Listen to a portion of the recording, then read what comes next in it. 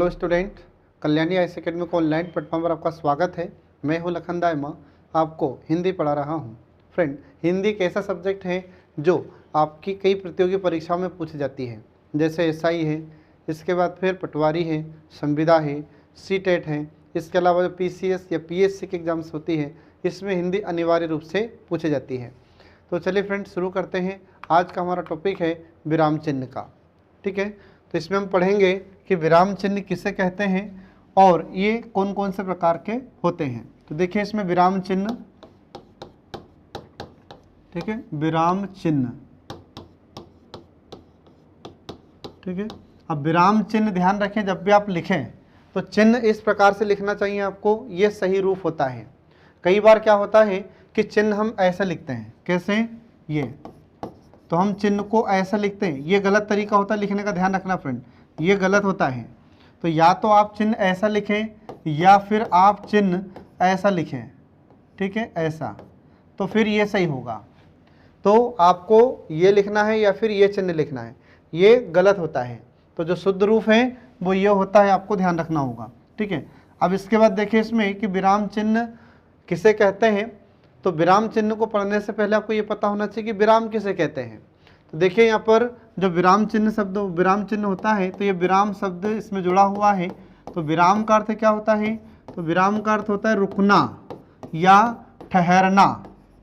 ठीक है, विराम का अर्थ क्या हो जाता है, रुकना या ठहरना। ठीक है, तो फिर इसको हम पूर्ण रूप से परिभाषित कैसे करेंगे। तो जब हम वाक्यों को पढ़ते हैं या लिखते हैं तो थोड़ी देर के लिए रुकते हैं, उसे हम विराम कहते हैं, और रुकने के लिए जिस चिन्ह का प्रयोग करते हैं उसे हम विराम चिन्ह कहते हैं। ये आपको ध्यान रखना होगा।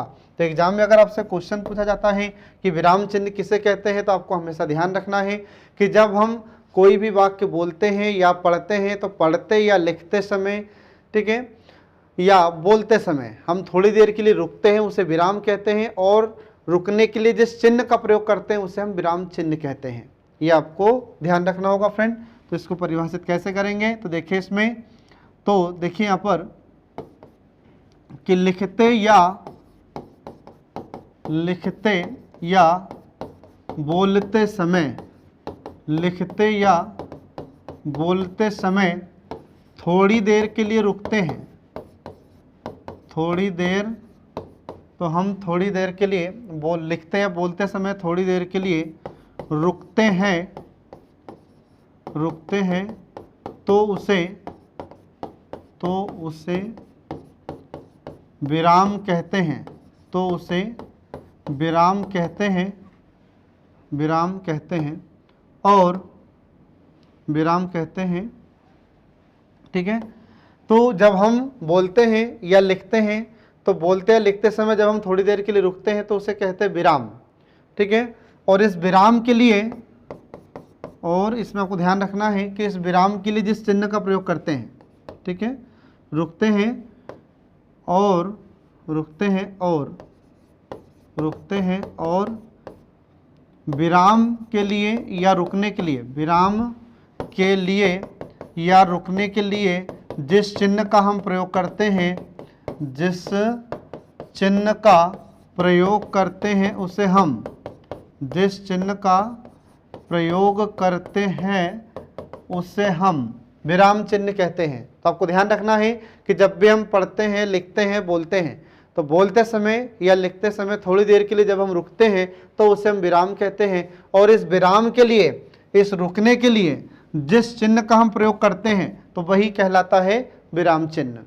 तो एग्जाम में आपसे क्वेश्चन इससे पूछा जाएगा। ध्यान रखें कि जितने भी एग्जाम्स होती है, एसआई की हो, पटवारी की हो, संविदा की हो या सीटेट की हो, इनमें से एक या दो क्वेश्चन इससे विराम चिन्ह से जरूर पूछा जाता है, और हमारे दैनिक जीवन में भी इनका बहुत ही महत्वपूर्ण योगदान होता है। ठीक है, तो जो विराम चिन्ह होता है, तो इसमें हम देखते हैं कि इनकी आवश्यकता क्यों होती है। तो इनकी आवश्यकता इसलिए होती है क्योंकि इससे भाषा स्पष्ट होती है, इससे हमें अर्थ समझ में आता है, अर्थ समझ में, फिर इसके बाद में इससे उतार चढ़ाव स्पष्ट हो पाता है। अगर विराम चिन्ह नहीं होगा, 2 मिनट के लिए सोचिए कि अगर विराम चिन्ह न हो तो हमें समझ में आएगा कि कहाँ पर वाक्य समाप्त हो रहा है, नहीं। तो इससे वाक्य समाप्ति के बारे में पता चलता है, इससे हमें अर्थ स्पष्ट होता है, इससे हमें उतार चढ़ाव के बारे में पता चलता है।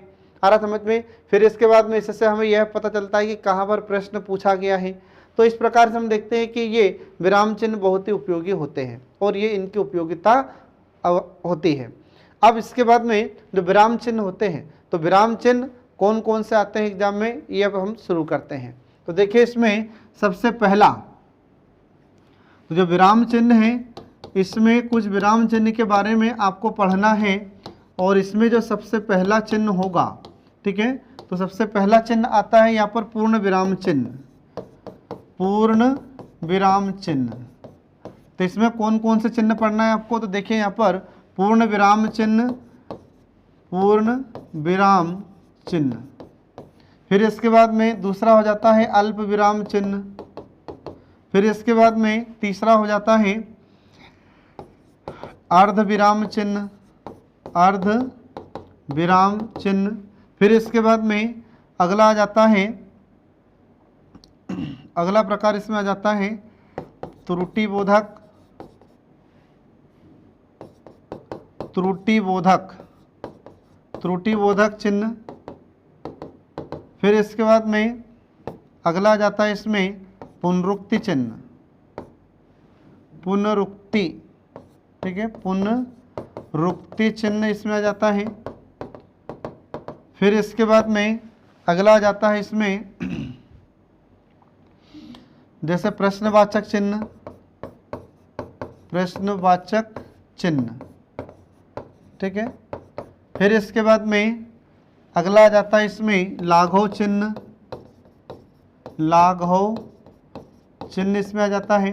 फिर इसके बाद में उद्धरण चिन्ह आता है, उद्धरण, ठीक है, उद्धरण चिन्ह इसमें आ जाता है।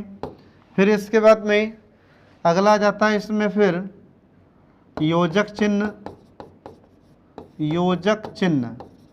फिर इसके बाद में अगला आ जाता है निर्देशक चिन्ह। तो ये कुछ ऐसे इम्पोर्टेंट हैं, कुछ महत्वपूर्ण ऐसे चिन्ह हैं जो हमसे एग्जाम में पूछे जाते हैं, तो ये आपको पढ़ना है। तो सबसे पहले इसमें हम शुरू करते हैं पूर्ण विराम चिन्ह, ठीक है। तो देखिए इसमें पूर्ण विराम चिन्ह, इसका उपयोग कहाँ पर होता है, तो देखिए इसमें पूर्ण विराम चिन्ह, तो पहला प्रकार हो जाता है यहाँ पर विराम चिन्ह का पूर्ण विराम चिन्ह, ठीक है, पूर्ण विराम चिन्ह। अब पूर्ण विराम चिन्ह इसको इंग्लिश में फुल स्टॉप कहा जाता है, इंग्लिश में क्या कहते हैं, फुल स्टॉप कहते हैं। तो अब यहाँ पर देखिए इसका चिन्ह कैसे होगा, तो इसका चिन्ह ऐसे होता है, जो खड़ी पाई होती है उसे हम कहते हैं पूर्ण विराम। तो इसको हम कैसे परिभाषित करेंगे, तो आपको ध्यान रखना है कि जब कोई भी वाक्य पूर्ण रूप से समाप्त होता है तो उसके स्थान पर इस चिन्ह का प्रयोग किया जाता है और यह चिन्ह समाप्ति का सूचक होता है। मतलब जो वाक्य होता है तो वाक्य की समाप्ति का सूचक होता है, इसलिए इसे हम पूर्ण विराम चिन्ह कहते हैं। ये आपको ध्यान रखना होगा। तो पूर्ण विराम चिन्ह कहाँ पर लगाया जाता है फ्रेंड, याद रखना, तो जब वाक्य समाप्त हो जाता है, ठीक है, तो जब वाक्य समाप्त हो जाता है, जब वाक्य समाप्त हो जाता है तो इस चिन्ह का प्रयोग किया जाता है, तो इस चिन्ह का प्रयोग किया जाता है, ये आपको ध्यान रखना होगा, ठीक है, इस चिन्ह का प्रयोग किया जाता है, तो इसमें आपको ध्यान रखना होगा, ठीक है। तो जब भी कोई वाक्य समाप्त होता है हमारा, तो जैसे वाक्य समाप्त होता है तो वाक्य की समाप्ति पर हम इस चिन्ह का प्रयोग करते हैं, इसलिए इसे पूर्ण विराम चिन्ह कहते हैं। तो इसमें ध्यान रखिएगा फ्रेंड। तो जहाँ पर भी वाक्य समाप्त होगा, तो उदाहरण के लिए जैसे हमने कहा, उदाहरण के लिए हमने कहा कि राम बाजार जाता है, ठीक है, यहाँ पर हमने कहा कि राम बाजार जाता है, राम बाजार जाता है। अब है यहाँ पर हमारा वाक्य समाप्त हुआ, और वाक्य समाप्त हुआ तो हमने यहाँ पर क्या लगा दिया, पूर्ण विराम लगा दिया। तो जहाँ पर हमने पूर्ण विराम लगाया है इसका अर्थ यह होता है कि वाक्य समाप्त हो चुका है। तो जब वाक्य की समाप्ति होती है तो वहाँ पर इस चिन्ह का प्रयोग किया जाता है, ये आपको ध्यान रखना होगा। तो जो विराम पूर्ण विराम चिन्ह होता है यह वाक्य की समाप्ति का सूचक होता है फ्रेंड, ये आपको याद रखना है। तो एग्जाम में आपसे क्वेश्चन पूछा जाएगा कि राम बाजार जाता है, तो बताइए इसके अंत में यह कौन सा चिन्ह है, तो पूर्ण विराम चिन्ह है। ठीक है। या फिर ऐसा भी पूछा जा सकता है कि जब वाक्य समाप्त होता है तो उसकी समाप्ति के लिए किस चिन्ह का प्रयोग करते हैं, तो आपको ध्यान रखना होगा कि इस पूर्ण विराम चिन्ह का प्रयोग करते हैं। आ रहा समझ में, ये आपको ध्यान रखना होगा फ्रेंड। इसके बाद फिर अब क्या हो रहा है कि जो इंग्लिश में हम बिंदु लगाते हैं, जैसे इंग्लिश में आपने देखा होगा तो वहाँ पर इस फुल स्टॉप, तो वहाँ पर कैसे लगाते हैं फुल स्टॉप, मतलब पूर्ण विराम कैसे लगाते हैं, ऐसे डॉट बिंदु। तो इंग्लिश में ऐसे डॉट का या ऐसे बिंदु का प्रयोग किया जाता है फुल स्टॉप के लिए, ठीक है। अब धीरे धीरे क्या हो रहा है, तो धीरे धीरे हमारी हिंदी में भी इसका प्रचलन बढ़ रहा है। आ रहा समझ में, तो इसमें आपको ध्यान रखना है। तो धीरे धीरे हम देखते हैं कि अब इसमें हमारी हिंदी में भी इसका प्रयोग किया जा रहा है, किसका, इनका विराम, ये फुल स्टॉप का या बिंदु का, ठीक है। तो जैसे उदाहरण के लिए मैं आपको बताता हूँ कि जो प्रतियोगिता दर्पण होती है, यदि आप प्रतियोगिता दर्पण प्रतिदिन पढ़ते हैं, नियम से पढ़ते हैं, तो उसमें आप देखोगे कि वहाँ पर ये खड़ी पाई पूर्ण विराम के स्थान पर ये डॉट या बिंदु का प्रयोग करते हैं, ठीक है। तो ये आपको ध्यान रखना होगा फ्रेंड, ठीक है। तो इस प्रकार से यहाँ पर यह पूर्ण विराम चिन्ह समाप्त हो जाता है। अब इसके बाद देखिए अगला विराम चिन्ह होता है अल्प विराम। अगला आ जाता है इसमें अल्प विराम चिन्ह, ठीक है, अल्प विराम चिन्ह।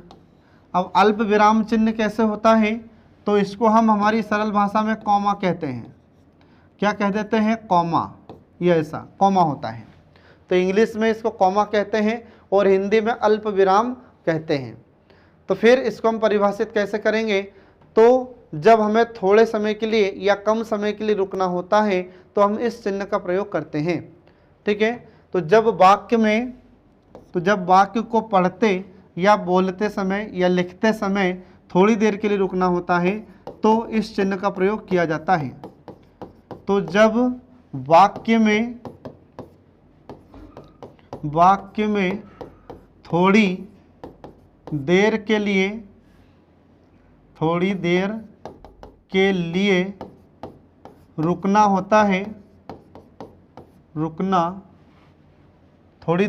रुकना होता है, थोड़ी देर के लिए रुकना होता है तो उसे अल्प विराम चिन्ह कहते हैं। तो उसे अल्प विराम चिन्ह कहते हैं। ये आपको ध्यान रखना होगा, ठीक है। तो जब भी हम किसी वाक्य को लिखते हैं, ठीक है, या हम पढ़ते हैं या बोलते हैं, तो बोलते समय या पढ़ते समय थोड़ी देर के लिए जब हम रुकते हैं या लिखते समय हम थोड़ी देर के लिए रुकते हैं तो उसे हम अल्प विराम चिन्ह कहते हैं। इसको इंग्लिश में हम कहते हैं कॉमा। आ रहा समझ में। तो कई बार आपने देखा होगा कि जब हम किसी वाक्य को लिखते हैं तो उसमें थोड़ी थोड़ी देर के लिए जब रुकना होता है तो वहाँ पर हम इस चिन्ह का प्रयोग करते हैं। तो इस चिन्ह का प्रयोग कैसे किया जाता है, तो देखिए इसमें कहाँ कहाँ पर इसका हम प्रयोग करते हैं। तो इसमें हम जैसे अंकों को लिखते हैं, तो जब अंकों को लिखा जाता है तो अंकों को लिखने के लिए भी इस चिन्ह का प्रयोग करते हैं। कैसे, तो देखिए इसमें जैसे अंकों को लिखने के लिए इस चिन्ह का प्रयोग करते हैं।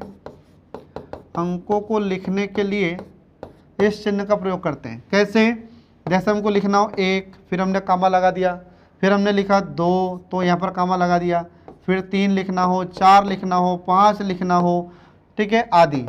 तो इसके लिए हम किस चिन्ह का प्रयोग करते हैं, तो हम इस कामा का प्रयोग करते हैं, इस अल्प विराम चिन्ह का प्रयोग हम करते हैं।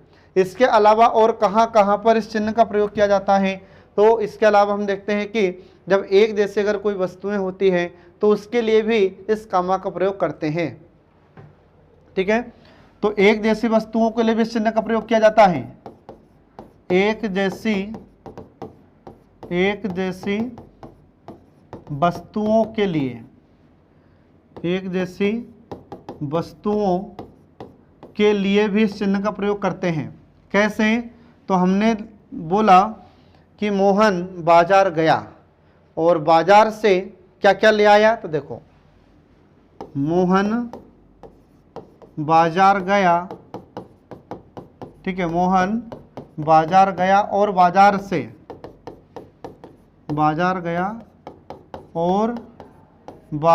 से केले, ठीक है, आम, केले, आम, फिर लगा दिया हमने कमा, और अंगूर, अंगूर, ठीक है, आदि फल ले आया, आदि ले आया। तो अब यहाँ पर हमने जो लिखा है यहाँ पर, तो जब एक जैसी वस्तुएं होती हैं तो वहां पर भी इस चिन्ह का प्रयोग करते हैं। तो एक जैसी वस्तुएं यहाँ पर क्या है, तो हम देख रहे हैं यहाँ पर फल की बात अपन कर रहे हैं, तो फल की बात कर रहे हैं, तो फल कौन कौन से ले आया है, तो केले भी फल में आता है, आम भी फल में आता है, और अंगूर भी फल में आता है। तो जब ये एक जैसी ऐसी वस्तुएं होती हैं तो वहाँ पर इस कामा का प्रयोग किया जाता है, ये आपको ध्यान रखना होगा। इसके बाद और कहाँ पर कामा का प्रयोग किया जाता है, तो जब हम देखते हैं कि बच्चों के नाम हम लेते हैं, जैसे राम, श्याम, मोहन, सीता, गीता, तो इस प्रकार के हम देखते हैं कि मानव प्रजाति के सब, तो जब हम इनका नाम लेते हैं तो उस समय भी इस कामा का प्रयोग किया जाता है। इसके बाद फिर आपने कई बार वो देखा भी होगा और इसका प्रयोग भी किया होगा कि जैसे हम जब पशुओं के नाम लेते हैं, ठीक है, तो जब पशुओं के नाम लेंगे तो वहाँ पर भी इस चिन्ह का प्रयोग किया जाता है। ऐसे ही जब हम पत्र लिखते हैं, तो पत्र लिखते हैं तो उस समय भी इस चिन्ह का प्रयोग किया जाता है। जैसे हमने बोला कि पूज्य पिताजी, तो जब पूज्य पिताजी बोलेंगे तो वहाँ पर भी इस चिन्ह का प्रयोग किया जाता है। फिर जब हम पत्र लिखते हैं सेवा में, फिर इसके बाद मान्यवर, आ रहा समझ में, या महोदय जी, जब हम लिखते हैं तो इनके बाद भी कामा लगाया जाता है। तो देखिए इनका प्रयोग कैसे करते हैं आगे। तो अगला आ जाता है, जैसे हम पत्र लिखते हैं तो पत्र लिखते समय भी इस चिन्ह का प्रयोग करते हैं हम, कामा का। तो पत्र लिखते समय, ठीक है, तो पत्र लिखते समय भी इसका प्रयोग होता है, ठीक है। तो पत्र लिखते समय भी इसका प्रयोग किया जाता है। तो कैसे, तो जब हम लिखते हैं, जैसे पिताजी को पत्र लिखते हैं तो हमने बोला कि पूज्य पिताजी, ठीक है, तो पूज्य पिताजी। अब जैसे हमने पूज्य पिताजी लिखा तो इसके बाद भी क्या आ जाएगा, कामा। तो ये एग्जाम में आपसे क्वेश्चन पूछ सकता है फ्रेंड, ऐसे क्वेश्चन पूछता उल्टाऊ टाइप के, जिसमें हम कंफ्यूज हो जाते हैं और क्वेश्चन का आंसर गलत लगा कर आ जाते हैं। तो आपसे एग्जाम में क्वेश्चन पूछा जाएगा कि जब पिताजी को पत्र लिखा जाता है तो उसमें लिखते हैं कि पूज्य पिताजी। अब पूज्य पिताजी के बाद में बताइए कौन सा विराम चिन्ह आएगा, आ रहा समझ में। तो वहां पर कौन सा विराम चिन्ह का प्रयोग करेंगे हम, ये कामा का, मतलब अल्प विराम चिन्ह का हम प्रयोग करते हैं, ये आपको ध्यान रखना होगा।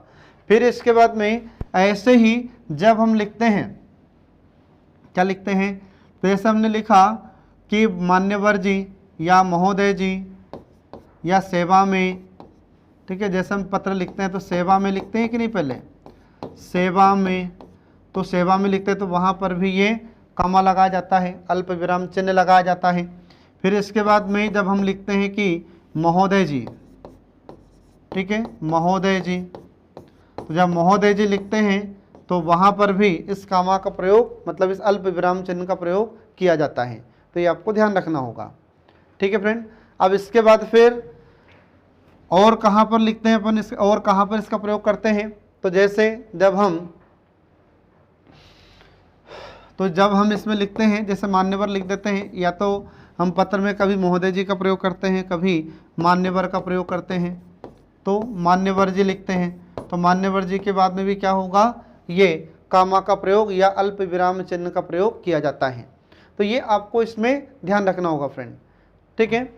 तो ये होता है अल्प विराम, या इसको हम इंग्लिश में कामा कहते हैं। तो ठीक है, तो इस प्रकार से यहाँ पर यह विराम चिन्ह समाप्त हो जाता है। अब इसके बाद देखिए इसमें अगला विराम चिन्ह आता है अर्ध विराम चिन्ह, ठीक है। तो अगला है इसमें अर्ध विराम चिन्ह, और जो अर्ध विराम चिन्ह होता है तो इसको इंग्लिश में क्या कहते हैं, तो आपको ध्यान रखना होगा, इसको इंग्लिश में सेमी कॉलम कहा जाता है। क्या कहते हैं इसको, तो इंग्लिश में इसको सेमी कॉलन के नाम से जाना जाता है, ठीक है।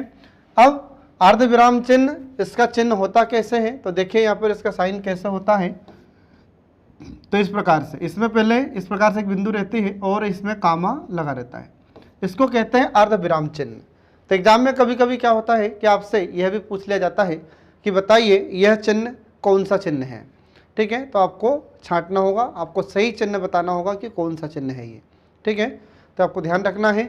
अब देखिए इसको परिभाषित हम कैसे करेंगे, तो इसमें यह वह चिन्ह होता है जिसमें हम पूर्ण विराम से कम और अल्प विराम से ज़्यादा देर के लिए रुकते हैं तो वहाँ पर इस चिन्ह का प्रयोग किया जाता है। आ रहा समझ में? इस चिन्ह का प्रयोग कहाँ पर होगा? तो जब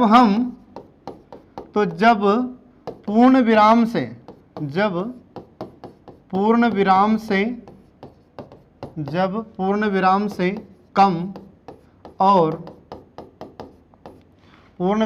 कम और अल्प विराम का मतलब क्या हो जाएगा? कॉमा। और अल्प विराम से ज़्यादा देर रुकना हो तो इस चिन्ह का प्रयोग किया जाता है। इस चिन्ह का प्रयोग हम कहाँ करेंगे फ्रेंड? तो याद रखिएगा कि जब हमें पूर्ण विराम से कम रुकना हो और अल्प विराम मतलब कामा से ज़्यादा देर के लिए रुकना हो तो वहाँ पर इस अर्ध विराम चिन्ह का प्रयोग किया जाता है। ये आपको ध्यान रखना होगा। ठीक है, अब इसको मैं एक आपको वाक्य के माध्यम से समझाता हूँ। तो उदाहरण देखिए इसका कि कहाँ पर इसका प्रयोग किया जाता है। ठीक है, तो हम यहाँ पर कहें कि मोहन ने परिश्रम बहुत किया तब सफल हुआ। ठीक है, यहाँ पर हम वाक्य लिखते हैं कि मोहन ने परिश्रम बहुत किया। अब बहुत किया तो यहाँ पर हम थोड़ी देर के लिए रुक रहे हैं। तो कितनी देर रुक रहे हैं? तो पूर्ण विराम से कम और अल्प विराम से मतलब कामा से ज़्यादा देर के लिए रुक रहे हैं। तो इसलिए यहाँ पर इस चिन्ह का प्रयोग किया जाएगा। कौन से चिन्ह का? तो अर्ध विराम चिन्ह का प्रयोग किया जाएगा। और फिर आगे हम लिखेंगे इसमें तब वह सफल हुआ। ठीक है, फिर आगे लिखेंगे तब सफल हुआ। ठीक है, तब सफल हुआ। तो ये आपको ध्यान रखना होगा। तो मोहन ने परिश्रम किया तब, ऐसा अपन लिख सकते हैं इसमें। तो मोहन ने परिश्रम किया तब सफल हुआ। आ रहा समझ में? तो यहाँ पर हमने जो चिन्ह लगाया है ये चिन्ह, तो ये चिन्ह किसका है? अर्ध विराम चिन्ह का। और यहाँ पर मैंने जो चिन्ह लगाया है ये कौन सा चिन्ह है? तो ये त्रुटि बोधक चिन्ह होता है। तो इसको आप ध्यान रखेंगे। तो क्या होता है कि जब हम कोई भी वाक्य लिखते हैं और अगर कोई शब्द छूट जाता है, ठीक है, तो फिर हम क्या करेंगे, उसमें ऐसे नीचे शब्दों के बीच ये चिन्ह लगा देते हैं, त्रुटि बोधक चिन्ह, और उसके ऊपर शब्द लिख देते हैं। तो यह गलत नहीं माना जाता, ध्यान रखना। ठीक है, तो ये आपको ध्यान रखना है। तो ये होता है अर्ध विराम चिन्ह। तो अर्ध विराम चिन्ह का प्रयोग कहाँ पर किया जाएगा? तो आपको याद रखना होगा कि जब हम पूर्ण विराम से कम और अल्प विराम से ज़्यादा देर रुकते हैं तो वहाँ पर इस चिन्ह का प्रयोग किया जाता है। ठीक है फ्रेंड, अब इसके बाद फिर इसका ऐसे ही एक और उदाहरण मैं आपको बताता हूँ। इसका अगला उदाहरण आ जाता है कि जैसे रात बीती, फिर अपने को यहाँ पर कौन से चिन्ह का प्रयोग करना है? अर्ध विराम चिन्ह का। रात बीती सवेरा हुआ।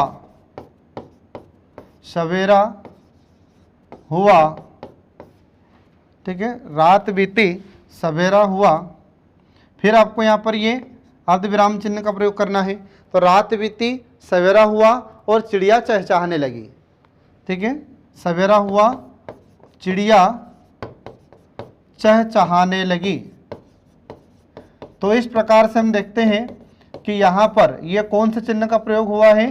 तो यहाँ पर ये अर्ध विराम चिन्ह का प्रयोग हुआ है। ये आपको ध्यान रखना होगा। तो कहाँ कहाँ पर ये विराम चिन्ह का प्रयोग होता है, ये अर्ध विराम चिन्ह का प्रयोग होता है, ये आपको ध्यान रखना होगा। और एग्जाम में आपसे क्वेश्चन पूछे जाते हैं, ऐसे एक वाक्य आपको दे दिया जाएगा और पूछा जाएगा कि बताइए इस वाक्य में कौन से चिन्ह का प्रयोग किया जाएगा। तो आपको ध्यानपूर्वक उस चिन्ह का प्रयोग करना है। ठीक है, तो इस प्रकार से यहाँ पर यह अर्ध विराम चिन्ह समाप्त हो जाता है। अब इसके बाद देखिए अगला विराम चिन्ह अपूर्ण या उप विराम चिन्ह। अगले चिन्ह का नाम है उप विराम चिन्ह, उप विराम या अपूर्ण विराम चिन्ह। ठीक है, उप विराम या अपूर्ण विराम चिन्ह। ठीक है, इसको इंग्लिश में कहते हैं कॉलम। अब इस चिन्ह का प्रयोग कहाँ पर होता है और यह चिन्ह होता कैसे है? तो आपको ध्यान रखना है, यह चिन्ह इस प्रकार से होता है। तो इसमें यह विसर्ग की तरह होता है। ठीक है, विसर्ग की तरह। अब इसको हम परिभाषित कैसे करेंगे? उपविराम को या अपूर्ण विराम चिन्ह को। तो इस चिन्ह का प्रयोग उसके लिए किया जाता है या उन शब्दों के लिए किया जाता है जिसको हम अलग दिखाना चाहते हैं, या फिर हम किसी व्यक्ति या किसी वस्तु, ठीक है, उसको हम बताना चाहते हैं, या फिर हम कोई लेख लिख रहे हैं तो उसका शीर्षक देना चाहते हैं, या फिर हम कोई पुस्तक लिख रहे हैं और उसका शीर्षक देना चाहते हैं, तो वहाँ पर इस चिन्ह का प्रयोग किया जाता है। आ रहा समझ में? तो ये आपको ध्यान रखना होगा। तो इसको परिभाषित कैसे करेंगे? तो जब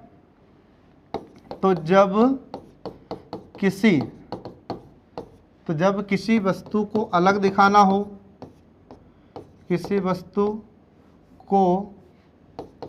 जब किसी वस्तु को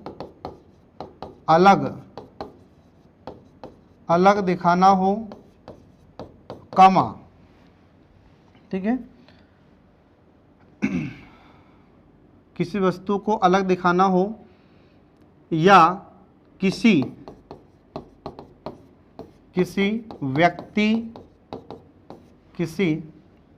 व्यक्ति या वस्तु के नाम, ठीक है, किसी व्यक्ति या वस्तु के नाम को अलग दिखाना हो,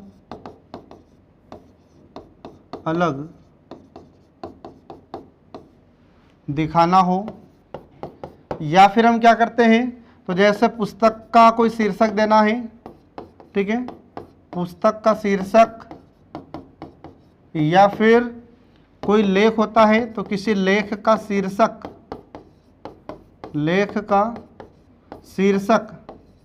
दर्शाना हो, ठीक है, का शीर्षक दर्शाना हो, तो इस चिन्ह का प्रयोग हम करते हैं। ये आपको ध्यान रखना होगा। तो इसमें क्या होता है, इस चिन्ह का प्रयोग कहाँ पर किया जाएगा? तो हम किसी वस्तु को अलग दिखाना चाहते हैं, या फिर हम किसी व्यक्ति का नाम, किसी वस्तु का नाम अलग दिखाना चाहते हैं, तो वहाँ पर इस चिन्ह का प्रयोग करेंगे। या फिर हम देखते हैं कि किसी जैसे तो हम किसी पुस्तक का शीर्षक देना चाहते हैं, कोई लेख का शीर्षक देना चाहते हैं, तो वहाँ पर इस चिन्ह का प्रयोग करते हैं। आ रहा समझ में? तो आपको इसमें ध्यान रखना होगा फ्रेंड। अब इसका मैं आपको उदाहरण बताता हूँ कि जैसे इस चिन्ह का प्रयोग हम कहाँ कहाँ पर करते हैं। तो हम यहाँ पर एक शीर्षक देते हैं, जैसे, ठीक है, जैसे हिंदी साहित्य, ठीक है, तो यहाँ पर हमने लिखा कि हिंदी साहित्य, और फिर हमने लगा दिया यहाँ पर कौन सा चिन्ह? अपूर्ण विराम या उपविराम चिन्ह। तो हमने लिखा यहाँ पर हिंदी साहित्य एक परिचय, ठीक है, हमने पुस्तक का नाम लिखा, तो पुस्तक का नाम हमने क्या लिख दिया कि हिंदी साहित्य एक परिचय, ये हमने लिख दिया। अब यदि हम इसमें एक लेख लिखना चाहते हैं तो लेख को कैसे लिखेंगे? तो हमने लिखा यहाँ पर जैसे हिंदी, और फिर हमने लगा दिया यहाँ पर ये विसर्ग, मतलब उपविराम या अपूर्ण विराम चिन्ह, और आगे क्या लिख देंगे? 20वीं शताब्दी। तो इसका मतलब क्या हुआ? तो ये हमने शीर्षक दिया। तो ये पुस्तक जब लिखेंगे तो पुस्तक लिखते समय उसका शीर्षक ऐसे दिया जाता है। या फिर क्या करेंगे हम? तो हम जैसे कोई लेख लिख रहे हैं तो लेख भी हम इस प्रकार से लिखेंगे, उसमें ये अपूर्ण विराम या उपविराम चिन्ह का प्रयोग लगाकर हम इस प्रकार से लिखेंगे। या फिर क्या होता है, किसी की हम जन्म तिथि लिखते हैं या फिर किसी की मृत्यु हो जाती है तब हम उसको लिखते हैं, तो इसी प्रकार से उसको लिखा जाता है। तो जैसे उदाहरण के लिए, जैसे महात्मा गांधी की जन्म तिथि अपन लिखना चाहते हैं, ठीक है, महात्मा गांधी की जन्म तिथि, ठीक है, तो महात्मा गांधी की जन्म तिथि अपन लिखना चाहते हैं, तो बीच में हम क्या लगाएंगे ऐसे? तो बीच में हम यहाँ पर इसमें 2 बिंदु लगा देते हैं, मतलब अपूर्ण विराम या उपविराम चिन्ह लगा देते हैं। और फिर इसके आगे हम क्या लिख देते हैं? तो हम इसके आगे लिख देंगे 2 अक्टूबर 1869 या 1869, ये इस प्रकार से अपन लिखते हैं। तो किसी की जन्म तिथि लिखना हो, किसी की मृत्यु तिथि लिखना हो, तो वहाँ पर इस चिन्ह का प्रयोग किया जाता है। किसी व्यक्ति का नाम अगर अलग दिखाना है तो वहाँ पर इस चिन्ह का प्रयोग किया जाता है। अगर कोई लेख लिखना है तो उसको इस प्रकार से लिखेंगे। या फिर हम किसी पुस्तक का शीर्षक देना चाहते हैं, लेख का कोई शीर्षक देना चाहते हैं, तो इस प्रकार से इस चिन्ह का प्रयोग किया जाता है। ये आपको ध्यान रखना होगा। अब इससे एग्जाम में कैसे क्वेश्चन पूछे गए हैं और कैसे क्वेश्चन पूछे जाएंगे, तो सुनो। इसमें आपसे क्वेश्चन पूछा जाएगा कि यदि किसी पुस्तक का शीर्षक देना है तो उसके लिए बताइए किस चिन्ह का प्रयोग किया जाता है। तो आपको ध्यान रखना होगा, इस चिन्ह का प्रयोग करेंगे। फिर ऐसा पूछा जा सकता है कि यदि कोई लेख लिखा जाता है तो उस लेख का यदि शीर्षक देना है तो उसमें किस चिन्ह का प्रयोग करेंगे, तो इस चिन्ह का प्रयोग करते हैं। उपविराम या अपूर्ण विराम चिन्ह का प्रयोग हम करते हैं, ये आपको ध्यान रखना होगा फ्रेंड। ठीक है, तो इस प्रकार से यहाँ पर ये अपूर्ण विराम चिन्ह या उपविराम चिन्ह भी समाप्त हो जाता है। अब इसके बाद में अगला चिन्ह देखते हैं, प्रश्नवाचक चिन्ह। अगला आ जाता है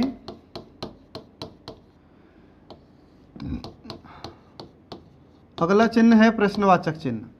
अब जो प्रश्नवाचक चिन्ह होता है तो यह किस प्रकार का होता है, तो आपको ध्यान रखना है कि यह इस प्रकार से लगाया जाता है। तो सभी लोग जानते हैं इसको। तो प्रश्नवाचक चिन्ह, इसका प्रयोग कहाँ पर किया जाता है, तो जब वाक्य में हम कोई प्रश्न करते हैं, ठीक है, तो वाक्य के अंत में इस चिन्ह का प्रयोग किया जाता है। आ रहा समझ में, तो आपको ध्यान रखना होगा। तो जो भी प्रश्नवाचक वाक्य होते हैं तो प्रश्नवाचक वाक्य के अंत में इस चिन्ह का प्रयोग किया जाता है, इसलिए इसे प्रश्नवाचक चिन्ह कहते हैं और इससे हमें प्रश्न करने का बोध होता है। तो आपको याद रखना होगा कि इस चिन्ह का प्रयोग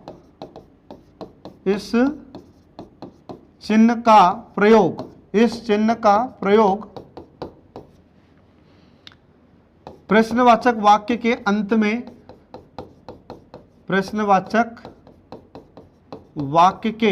में किया जाता है। प्रश्नवाचक वाक्य के अंत में किया जाता है, ये आपको ध्यान रखना होगा। ठीक है फ्रेंड, तो ये आपको ध्यान रखना होगा। तो एग्जाम में अगर आपसे क्वेश्चन पूछा जाता है कि जो प्रश्नवाचक वाक्य होता है तो प्रश्नवाचक वाक्य में प्रश्नवाचक चिन्ह कहाँ पर लगाया जाता है, तो जब हम कोई भी प्रश्न करते हैं तो जहाँ पर प्रश्नवाचक वाक्य समाप्त होता है वहाँ पर इस चिन्ह का प्रयोग करते हैं। जैसे इसमें किस किस प्रकार के शब्दों का प्रयोग किया जाता है, तो क्या, कौन, कैसा, कब, किसको, कितना, कितनी, कितने, इस प्रकार के शब्दों का इसमें प्रयोग किया जाता है। तो उदाहरण के लिए जैसे मैं आपसे पूछता हूं कि आपका नाम क्या है, ठीक है, उदाहरण के लिए मैंने यहाँ पर लिखा कि आपका नाम क्या है। ठीक है, उदाहरण यहाँ पर लिख दिया मैंने कि आपका नाम क्या है। ठीक है, तो आपका नाम क्या है, तो यहाँ पर अपन ने लिखा, तो इसमें अब ये प्रश्नवाचक वाक्य है तो इसमें चिन्ह भी कौन सा प्रयोग में लाएंगे हम, तो यहाँ पर आपको प्रश्नवाचक चिन्ह का प्रयोग करना होगा, क्योंकि इसमें प्रश्न किया जा रहा है कि आपका नाम क्या है। तो यहाँ पर ये क्या क्या है, ये प्रश्नवाचक शब्द होता है, इससे हमें प्रश्न करने का बोध होता है, हमें ये पता चल रहा है कि प्रश्न किया जा रहा है। ठीक है, तो इसमें यहाँ पर किस चिन्ह का प्रयोग करेंगे, इसमें ये प्रश्नवाचक चिन्ह का प्रयोग किया जाता है। ऐसे ही पूछा जाए कि आपने कहाँ तक पढ़ाई की है, तो आपने कहाँ तक पढ़ाई की है, ये प्रश्नवाचक वाक्य होगा, तो इसके अंत में हम कौन सा चिन्ह लगाएंगे, प्रश्नवाचक चिन्ह लगाएंगे। तो ये आपको इसमें ध्यान रखना होगा, ये ऐसा होता है प्रश्नवाचक चिन्ह। अब इसके बाद देखिए आगे अगला आ जाता है विस्मयादि बोधक चिन्ह। विस्मयादि बोधक चिन्ह, ठीक है, विस्मयादि बोधक चिन्ह, ये आपको ध्यान रखना होगा। अब विस्मयादि बोधक चिन्ह किस प्रकार का होता है, तो आपको ध्यान रखना है विस्मयादि बोधक चिन्ह कैसे होगा। देखो, तो इसमें हम लगाते हैं ऐसे खड़ी पाई मतलब पूर्ण विराम, और पूर्ण विराम चिन्ह के नीचे हमको एक बिंदु लगाना होता है इस प्रकार से, तो ये हो जाता है विस्मयादि बोधक चिन्ह। और इस चिन्ह का प्रयोग कहाँ पर किया जाता है, तो जो भी विस्मयवाचक शब्द होते हैं या आश्चर्य का बोध होता है जिन शब्दों से, या फिर सावास, या फिर अपन देखते हैं कि खुशी की बात हो या हर्ष की बात हो या फिर कोई शोकपूर्ण बात हो, तो जिन शब्दों से हमें शोक का बोध होता है, खुशी का बोध होता है, तो उन शब्दों के बाद इस चिन्ह का प्रयोग किया जाता है। तो इसमें आपको ध्यान रखना होगा। तो इसको कैसे परिभाषित करेंगे हम, तो इस चिन्ह का प्रयोग,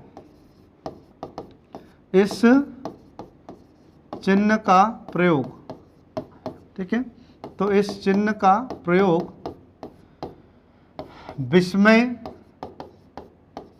विस्मय या इसी को हम आश्चर्य कहते हैं, ध्यान रखिएगा। तो विस्मय या आश्चर्य, कामा हर्ष कॉमा शोक, ठीक है, शोक। इस चिन्ह का प्रयोग विस्मय, आश्चर्य या हर्ष या शोक आदि शब्दों, ठीक है, आदि शब्दों के बाद किया जाता है, ये आपको ध्यान रखना होगा। तो इस चिन्ह का प्रयोग कहाँ पर किया जाता है?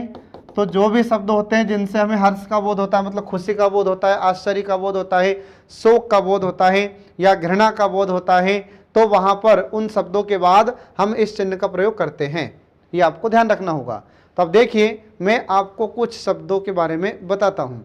जैसे हम बोलते हैं कि शाबाश, तो शाबाश है, वाह वाह है, फिर इसके बाद अरे, ओह, अजी, हे, इस प्रकार के जो चिन्ह होते हैं या इस प्रकार के जो शब्द होते हैं, तो उनके बाद हम इस चिन्ह का प्रयोग करते हैं। कैसे? तो ये देखिए, तो उदाहरण के लिए लिखा मैंने आपको, देखो यहाँ पर उदाहरण हमने लिखा यहाँ पर कि शाबाश, तो हमने बोला यहाँ पर शाबाश, तो ये जो शाबाश हम बोल रहे हैं, तो शाबाश यह किस प्रकार का शब्द है? यह हर्ष सूचक होता है, मतलब इससे हमें खुशी का बोध होता है।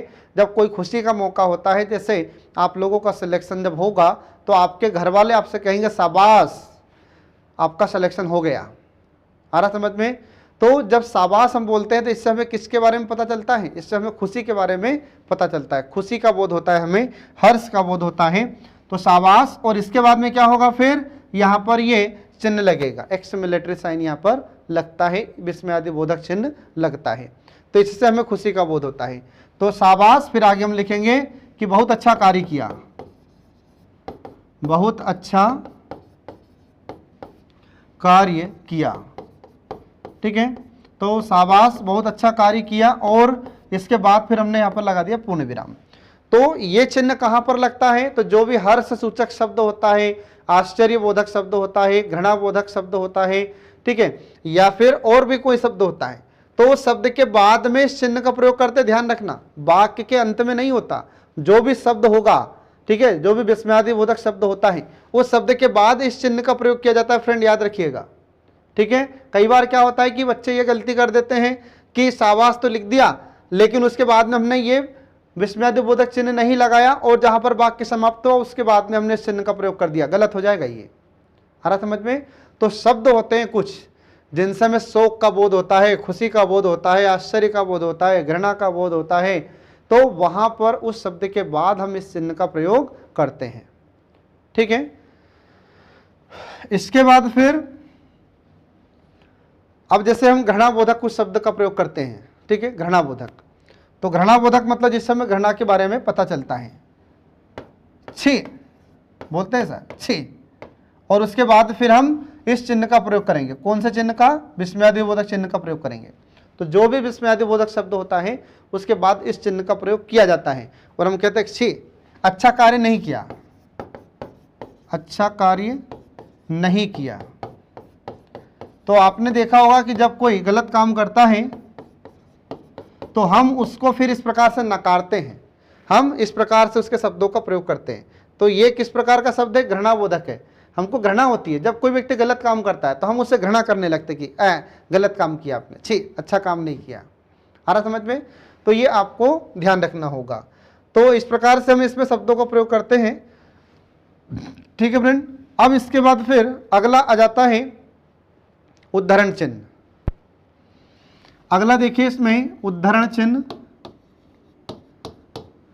अगला है उद्धरण चिन्ह। अब उद्धरण चिन्ह किसे कहते हैं? तो इसमें आपको ध्यान रखना होगा कि जो उद्धरण चिन्ह होता है इसके दो प्रकार हो जाते हैं। जो उद्धरण चिन्ह होगा इसके दो प्रकार होते हैं फ्रेंड। तो कौन कौन से? तो एक प्रकार इसका होता है इकहरा उद्धरण चिन्ह, और फिर दूसरा दोहरा उद्धरण चिन्ह। इसके दो प्रकार होते हैं। कौन कौन से हो जाता है? तो देखिए इसमें पहला हो जाता है इकहरा उद्धरण चिन्ह, और इसके बाद फिर दोहरा उद्धरण चिन्ह। ये इसके दो प्रकार होते हैं। एग्जाम में आपसे कई बार क्वेश्चन पूछा जाता है कि उद्धरण चिन्ह के कितने प्रकार होते हैं, तो आपको दो प्रकार बताना होगा। तो एक होता है इकहरा उद्धरण चिन्ह और दूसरा होता है दोहरा उद्धरण चिन्ह। अब देखिए यहाँ पर इकहरा उद्धरण चिन्ह, ठीक है। तो इकहरा उद्धरण चिन्ह कैसे होता है, तो आपको ध्यान रखना होगा। तो जो इकहरा उद्धरण चिन्ह होता है वो ऐसे होगा, ऐसे ऐसे, और इसके बाद फिर इस प्रकार से, ये इकहरा उद्धरण चिन्ह होता है। और जो दोहरा उद्धरण चिन्ह होता है वो इस प्रकार से होता है, जैसे ऐसे, ठीक है। ये इस प्रकार से दोहरा उद्धरण चिन्ह होता है। इनको इंग्लिश में क्या कहते हैं, तो इनको इंग्लिश में कहा जाता है, इकहरा उद्धरण चिन्ह को सिंगल इन्वर्टेड कामा, और इसके बाद जो दोहरा उद्धरण चिन्ह होता है इसको कहा जाता है डबल इन्वर्टेड कामा। आ रहा समझ में? तो सिंगल इन्वर्टेड कामा या इकहरा उद्धरण चिन्ह का उपयोग कहां पर होता है और दोहरे उद्धरण चिन्ह का प्रयोग कहां पर होता है, यह मैं आपको बताता हूं। तो देखिए, इसमें पहला हम इकहरा उद्धरण चिन्ह को शुरू कर रहे हैं।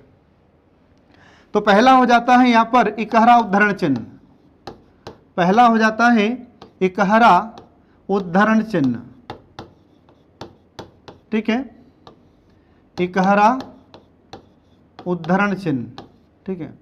अब जो इकहरा उद्धरण चिन्ह होता है यह किस प्रकार का होता है, तो अभी थोड़ी देर पहले ही मैंने आपको बताया कि जैसे ऐसे या फिर ऐसे, ठीक है, ये इकहरा उद्धरण चिन्ह होता है। तो इस इकहरे उद्धरण चिन्ह का प्रयोग कहां पर किया जाता है, तो इसमें आपको ध्यान रखना है, तो जब हम किसी व्यक्ति का नाम, किसी वस्तु का नाम, किसी देश का नाम, किसी शहर के नाम को महत्वपूर्ण बताना चाहते हैं तो वहां पर इस चिन्ह का प्रयोग किया जाता है। देखिए, इसमें इसको परिभाषित कैसे किया जाएगा, तो आपको ध्यान रखना है, तो जब किसी व्यक्ति वस्तु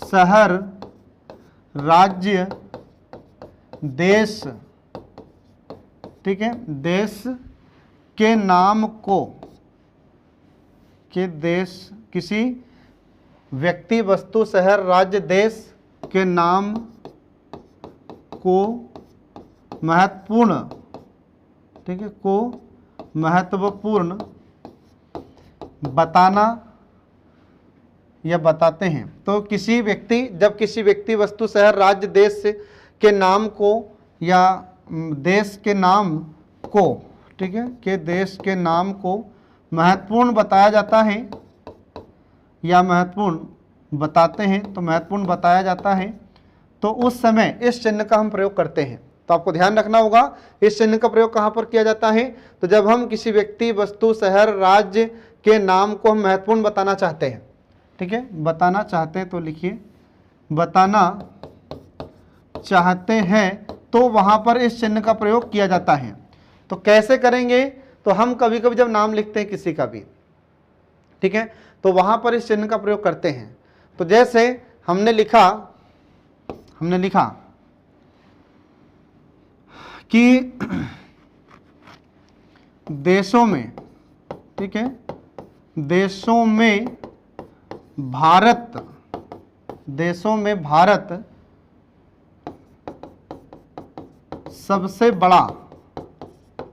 सबसे बड़ा लोकतांत्रिक देश है, ठीक है, सबसे बड़ा लोकतांत्रिक देश है। तो अब हमने लिखा यहाँ पर कि देशों में भारत सबसे बड़ा लोकतांत्रिक देश है, तो हम यहाँ पर किसको महत्वपूर्ण बताना चाहते हैं, हमारे देश को, हमारे भारत को। तो हम फिर यहाँ पर क्या करेंगे, जो भारत है तो यहाँ पर हम किस चिन्ह का प्रयोग करेंगे, हम यहाँ पर सिंगल इन्वर्टेड कामा का प्रयोग करते हैं। तो जहाँ पर हमने सिंगल इन्वर्टेड कामा लगा दिया, इसका मतलब ये है कि आप उस शब्द पर जोर देना चाहते हैं, आप उस शब्द को महत्वपूर्ण बताना चाहते हैं, तो वहाँ पर इस सिंगल इन्वर्टेड कामा या इकहरे उद्धरण चिन्ह का प्रयोग किया जाता है। ये आपको ध्यान रखना होगा। आ रहा समझ में? ठीक है फ्रेंड। तो ऐसे हम और भी किसी की भी रचना के बारे में बता सकते हैं। जब हम किसी लेखक के बारे में लिखते हैं और उसकी पुस्तक को बताते हैं, तो किसी लेखक की पुस्तक लिखते हैं तो वहाँ पर हम लिख सकते हैं इसको। आ रहा समझ में? जैसे मैं एक उदाहरण से और आपको स्पष्ट करता हूँ कि माखनलाल चतुर्वेदी, ठीक है, माखनलाल चतुर्वेदी, ठीक है, तो माखनलाल चतुर्वेदी की रचना पुष्प की अभिलाषा थी। माखनलाल चतुर्वेदी की रचना पुष्प की अभिलाषा थी। अब हमने यहां पर लिखा कि माखनलाल चतुर्वेदी की रचना पुष्प की अभिलाषा थी, तो हम यहाँ पर इनकी रचना को महत्वपूर्ण बताना चाहते हैं, हम इनकी रचना पर जोर देना चाहते हैं, हम इनकी रचना को फोकस करना चाहते हैं, तो हम क्या करेंगे, हम यहाँ पर इस चिन्ह का प्रयोग करेंगे। कौन से चिन्ह का प्रयोग करेंगे, इस सिंगल इन्वर्टेड कामा का, मतलब इकहरे उद्धरण चिन्ह का प्रयोग करते हैं। तो इसका मतलब ही होता है इकहरे उद्धरण चिन्ह का कि जब हम किसी भी नाम को, किसी व्यक्ति का नाम, किसी वस्तु का नाम, या किसी रचना के नाम, किसी देश का नाम, किसी राज्य का नाम, किसी शहर के नाम को हम महत्वपूर्ण बताना चाहते हैं, या उस पर जोर देना चाहते हैं, या उसको फोकस करना चाहते हैं, तो वहाँ पर इस चिन्ह का प्रयोग किया जाता है, इकहरे उद्धरण चिन्ह का। तो एग्जाम में आपसे क्वेश्चन कैसे पूछा जाएगा, एग्जाम में आपसे क्वेश्चन पूछा जाएगा कि बताइए इकहरे उद्धरण चिन्ह का प्रयोग कहाँ पर किया जाता है। तो आपको ध्यान रखना होगा जो मैंने यहाँ पर आपको बताया है।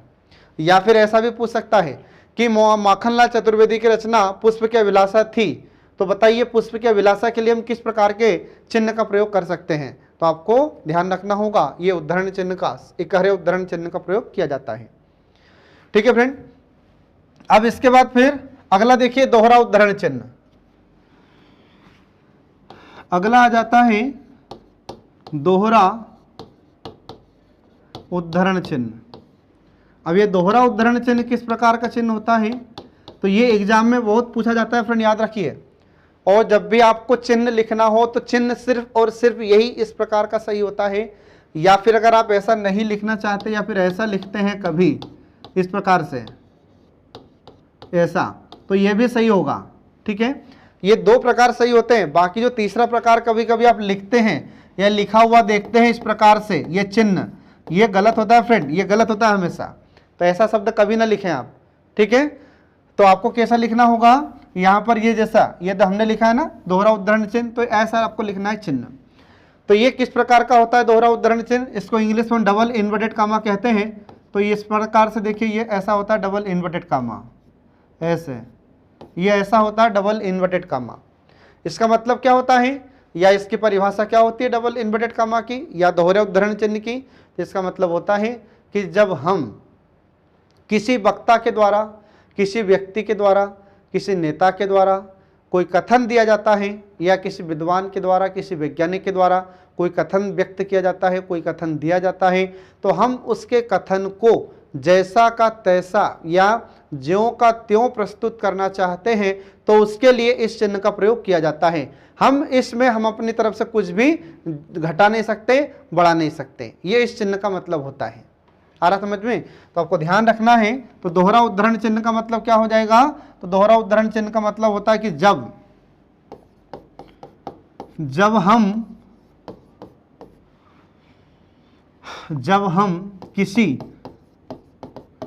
हम किसी वक्ता, किसी लेखक या किसी नेता या किसी विद्वान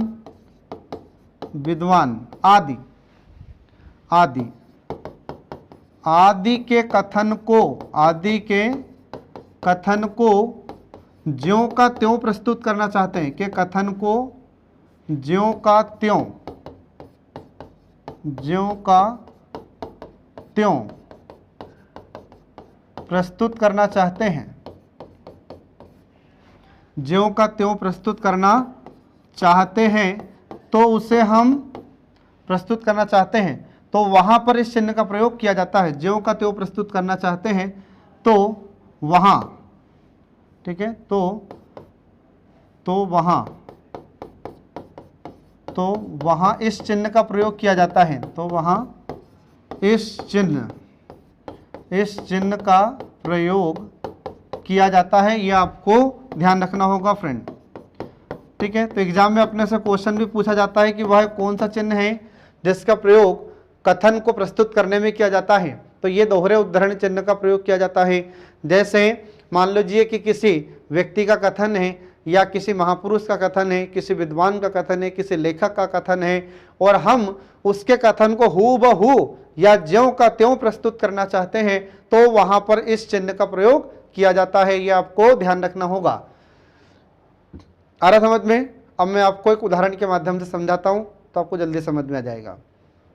जैसे अब मैं आपसे कहूं कि सुभाष चंद्र बोस ने कहा था कि तुम मुझे खून दो और मैं तुम्हें आज़ादी दूंगा, तो जैसे सुभाष चंद्र बोस ने कहा था हम वैसा का वैसा यहाँ पर लिख रहे हैं। तो जब हम सुभाष चंद्र बोस के इस नारे को लिखेंगे तो वहां पर अब किस चिन्ह का प्रयोग करेंगे, इस उद्धरण चिन्ह का प्रयोग करेंगे। ऐसे ही बाल गंगाधर तिलक ने कहा था कि स्वराज्य मेरा जन्म सिद्ध अधिकार है और मैं इसे लेकर रहूंगा। तो जब इस प्रकार से हम उनके कथन को यहाँ पर लिखेंगे तो उस किस चिन्ह का प्रयोग करेंगे, तो हम इस चिन्ह का प्रयोग करेंगे। अगर आपने इस डबल इन्वर्टेड कॉमा का उपयोग किया है तो इसका मतलब ये है कि जिस विद्वान ने, जिस व्यक्ति ने, जिस लेखक ने, जिस नेता ने, जिस विद्वान ने जो कथन देकर गया था तो वही का वही कथन हमने भी लिखा है। हमने हमारी तरफ से कोई घटाया या बढ़ाया नहीं है। आ रहा समझ में, ये आपको ध्यान रखना होगा। अब देखिए मैं इसका प्रयोग करके बताता हूं तो कैसा आप प्रयोग करेंगे इसमें। तो हमने कहा कि बाल गंगाधर तिलक ने कहा था, बाल गंगाधर तिलक, तो बाल गंगाधर तिलक ने कहा था, ठीक है। तो बाल गंगाधर तिलक ने कहा था कि, अब कहा था कि इसके बाद में क्या लगाना है अपने को, डैश लगाना है। अब जब हम किसी भी व्यक्ति का, किसी भी लेखक का, किसी विद्वान का जब कथन लिखना प्रारंभ करते हैं तो जब उसका कथन लिखना प्रारंभ कर रहे हैं तो वहां पर आपको डबल इन्वर्टेड कॉमा लगाना होगा। ये हमने यहाँ पर लगा दिया डबल इन्वर्टेड कॉमा। ये अब हम लिखना यहाँ से शुरू करेंगे।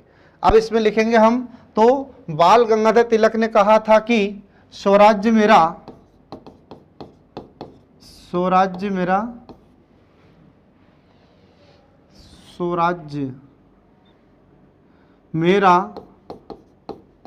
जन्म सिद्ध अधिकार है, स्वराज्य मेरा जन्म सिद्ध अधिकार है और मैं इसे लेकर रहूंगा, इसे लेकर रहूंगा, ठीक है। तो इस प्रकार हम देखते हैं कि यहाँ पर इनका वाक्य समाप्त हो जाता है।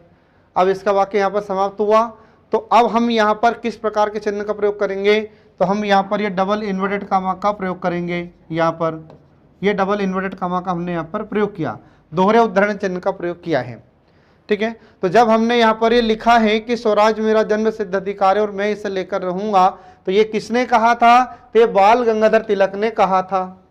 अब जैसा उन्होंने कहा था तो वैसा का वैसा कथन हमने यहाँ पर लिखा है। हमने हमारी तरफ से इसमें कोई घटाया नहीं, कुछ भी इसमें बढ़ाया नहीं है, ठीक है। तो जो दोहरा उद्धरण चिन्ह होता है उसका मतलब यही होता है कि सामने वाले व्यक्ति ने या किसी विद्वान ने या किसी नेता ने या जो महापुरुष है जिसने जो कहा था हमने वही का वही कथन यहाँ पर लिखा है। हमने इसमें कुछ भी घटाया नहीं है, कुछ भी बढ़ाया नहीं है। ये इसका मतलब ही होता है डबल इन्वर्टेड कॉमा का, ठीक है फ्रेंड। तो आपको ध्यान रखना होगा। अब एक बात और इसमें ध्यान रखना है कि कई बार कैसी गलतियां कर देते हैं कुछ स्टूडेंट, तो कुछ बच्चे गलतियां ये कर देते हैं कि जो डबल इन्वर्टेड कॉमा होता है, तो डबल इन्वर्टेड कॉमा को क्या करते हैं कुछ बच्चे कि यहाँ से जैसे ये फुल स्टॉप था मतलब पूर्ण विराम था, तो पूर्ण विराम से पहले लगा देते हैं डबल इन्वर्टेड कॉमा और उसके बाद पूर्ण विराम लगा देते हैं। तो ये तरीका गलत हो जाता है, ऐसा कभी नहीं करना है आपको, ठीक है। तो इसमें क्या करना है आपको, पहले फुल स्टॉप लगेगा मतलब पूर्ण विराम लगाना है, उसके बाद आपको फिर ये डबल इन्वर्टेड कॉमा या दोहरा उद्धरण चिन्ह लगाना है, तब यह तरीका सही होगा, ठीक है। तो एग्जाम में आपसे क्वेश्चन पूछा जाएगा कि बताइए बाल गंगाधर तिलक ने कहा था कि स्वराज्य मेरा जन्म सिद्ध अधिकार है, मैं इसे लेकर रहूंगा, तो बताइए इसमें किस प्रकार के विराम चिन्ह का प्रयोग होगा या किस प्रकार के चिन्ह का इसमें प्रयोग किया जाएगा। तो आपको ध्यान रखना होगा यहाँ पर यह डबल इन्वर्टेड कॉमा या दोहरे उद्धरण चिन्ह का प्रयोग किया जाता है। आ रहा समझ में फ्रेंड, तो ये आपको ध्यान रखना होगा। एग्जाम में आप कोई से भी एग्जाम देंगे, जैसे एसआई की एग्जाम देंगे, चाहे पटवारी की दीजिए, चाहे आप संविदा की दीजिए, चाहे सीटेट की दीजिए, चाहे आपकी पीसीएस या पीएससी की परीक्षा दीजिए, उसमें एक क्वेश्चन हिंदी का इससे जरूर आता है। बहुत ही इंपॉर्टेंट टॉपिक है ये, ठीक है।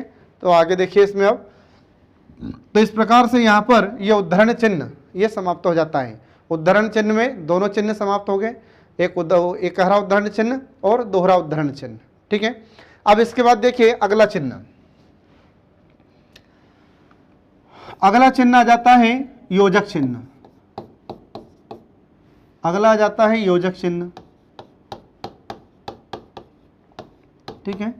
अब योजक चिन्ह किसे कहते हैं फ्रेंड? योजक चिन्ह को इंग्लिश में कहते हैं हाइफन, ठीक है। और इसका चिन्ह होता कैसे है तो आपको ध्यान रखना है इस प्रकार से, ये इसमें हाइफन मतलब योजक चिन्ह हिंदी में कहते हैं, और यह छोटा होता है, एक डैश होता है और एक हाइफन होता है। तो जो योजक चिन्ह होता है यह छोटा होता है, और जो निर्देशक चिन्ह होता है वह बड़ा होता है, ये आपको ध्यान रखना होगा, ठीक है। तो अब ये देखिए कि हम इसको परिभाषित कैसे करेंगे। इस चिन्ह का प्रयोग कहाँ पर किया जाता है? तो जब हम कोई समासिक पद लिखते हैं, समासिक शब्द लिखते हैं, या फिर हम समान अर्थ या तुलनावाचक शब्द लिखते हैं, या फिर सार्थक और निरर्थक शब्दों का प्रयोग करते हैं, तो वहाँ पर इस चिन्ह का प्रयोग किया जाता है, योजक चिन्ह का। आ रहा समझ में? तो इसको परिभाषित कैसे करेंगे? तो इस चिन्ह का प्रयोग कहाँ कहाँ पर किया जाएगा? तो देखिए इसमें इस चिन्ह का प्रयोग,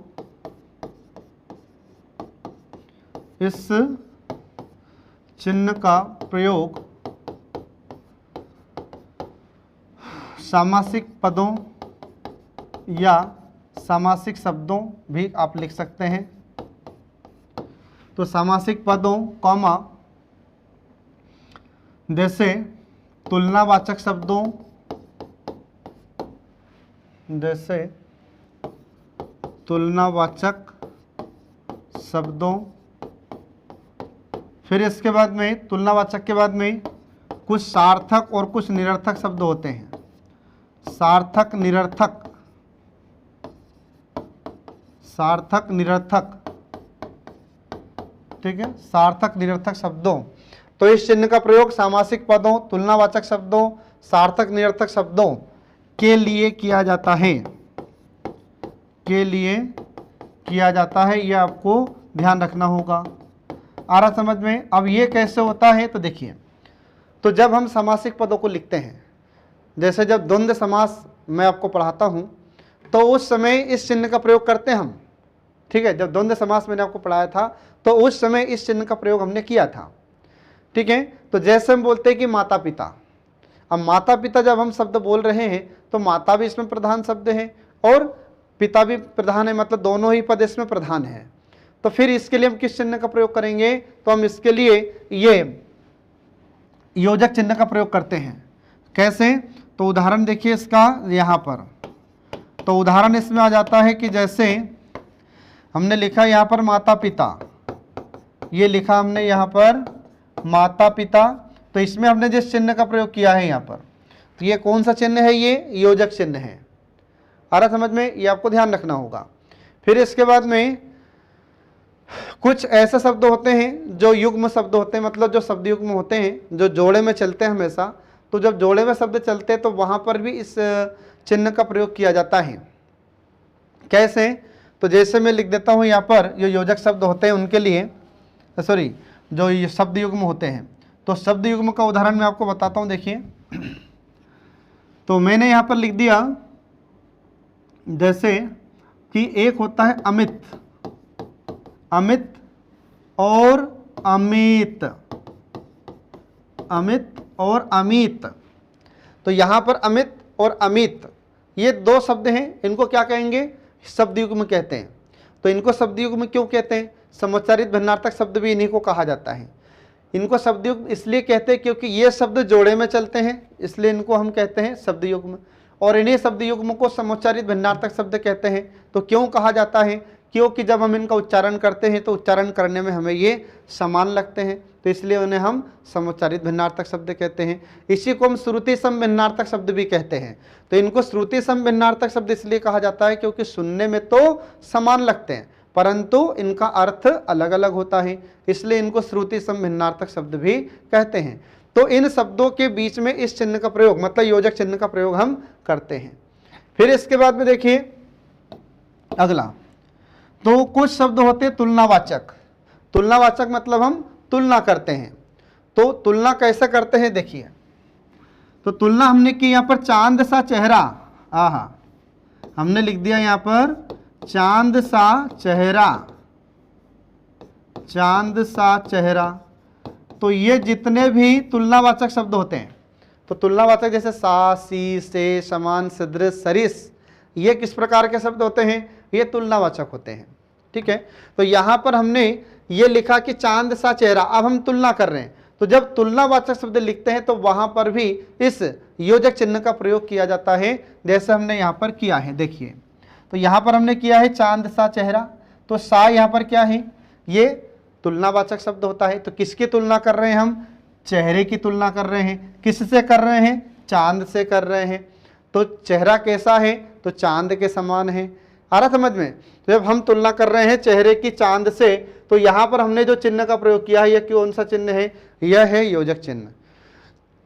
आ रहा समझ में। तो एग्जाम में आपसे क्वेश्चन कैसे पूछेगा, तो एग्जाम में आपसे क्वेश्चन पूछा जाएगा कि चांद सा चेहरा, बताइए इसमें जो जिस चिन्ह का प्रयोग हुआ है वह कौन सा चिन्ह है। अब आपको ऑप्शन दिया जाएगा, योजक चिन्ह है, निर्देशक चिन्ह है, दोनों है, इनमें से कोई नहीं। तो आपको क्या बताना होगा, योजक चिन्ह होता है। ठीक है। इसके बाद में फिर कुछ ऐसे शब्द होते हैं जो सार्थक निरर्थक होते हैं, तो उनके लिए भी इस चिन्ह का प्रयोग किया जाता है। तो सार्थक निरर्थक कैसे, ये देखिए। तो हम बोल देते हैं कभी कभी, कभी कभी जैसे हमने बोल दिया खाना वाना हो गया, खाना वाना, चाय वाय बोलते हैं आप, ऐसा खाना वाना या फिर चाय वाय। तो इसमें एक का तो अर्थ निकलता है और दूसरे का अर्थ नहीं निकलता है। तो जिसका अर्थ निकलता है उसको सार्थक कहते हैं, जिसका अर्थ नहीं निकलता उसको निरर्थक शब्द कहते हैं। तो यहाँ पर हम देखते हैं जैसे खाना, तो खाना कैसा शब्द है, ये सार्थक है। चाय कैसा शब्द है, सार्थक शब्द है। तो जो खाना के बाद में हमने लिखा है वाना, तो ये कैसा हो गया, निरर्थक शब्द है।